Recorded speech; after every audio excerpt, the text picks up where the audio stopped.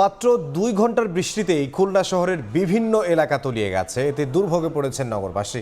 এই মুহূর্তে খুলনার পিটিআই মোড়ে আছেন সহকর্মী আব্দুল্লাহ আল মামুন রুবেল। সরাসরি যাব তার কাছে। রুবেল, ভোরে মাত্র ২ ঘন্টার বৃষ্টিতে খুলনা শহরে যে জলাবদ্ধতা সৃষ্টি হয়েছিল, নগরীর বিভিন্ন এলাকা যে পানিতে তলিয়ে গিয়েছিল, সেসব পানি কিন্তু এখনো অনেক এলাকায় নামেনি। যদিও কোনো কোনো এলাকায় নামতে শুরু করেছে, তবে অনেক এলাকা সড়কগুলো কিন্তু এখনো পানির নিচে রয়েছে।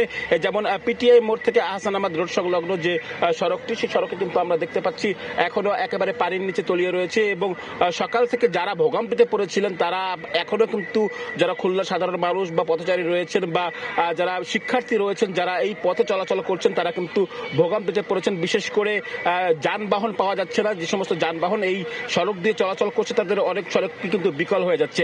সিটি কর্পোরেশন কর্তৃপক্ষ সকাল থেকে যে জলাবদ্ধতা সৃষ্টি হয়েছে, এর পরপরই কিন্তু নগরীর বিভিন্ন পয়েন্টে তারা পানি নিষ্কাশনের কাজ করছে বলে আমাদের জানিয়েছে। তবুও কিন্তু আমরা দেখতে পাচ্ছি নগরীর বিভিন্ন এলাকায় এখনো পানির তলে ডুবে রয়েছে।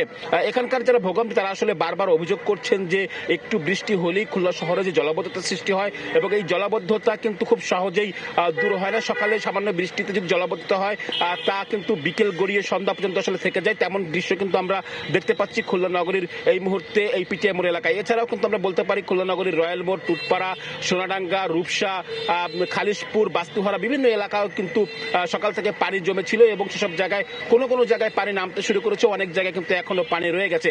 আশেপাশে যারা সমস্ত সড়কের পাশে যে সমস্ত ব্যবসা প্রতিষ্ঠান রয়েছে, সেসব ব্যবসা প্রতিষ্ঠানেও কিন্তু পানি প্রবেশ করেছে।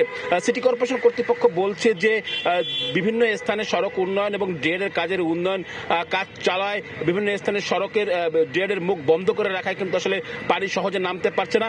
এ কারণেই কিন্তু আসলে এই জলাবদ্ধতা সৃষ্টি হয়েছে, এবং তারা আসলে বলছেন যে এই জলাবদ্ধতা দূরীকরণের জন্য তারা কিন্তু আসলে বেশ কয়েকটি প্রকল্প গ্রহণ করেছেন, নতুন প্রকল্প নেওয়া হয়েছে, এবং তারা প্রত্যাশা করছেন যে এই সমস্ত প্রকল্প শেষ হলে এই খুলনা নগরের যে জলাবদ্ধতা, সেটি আসলে দূর হবে। তো আমার কাছে এই ছিল খুলনা থেকে জলাবদ্ধতা নিয়ে সবশেষ খবর।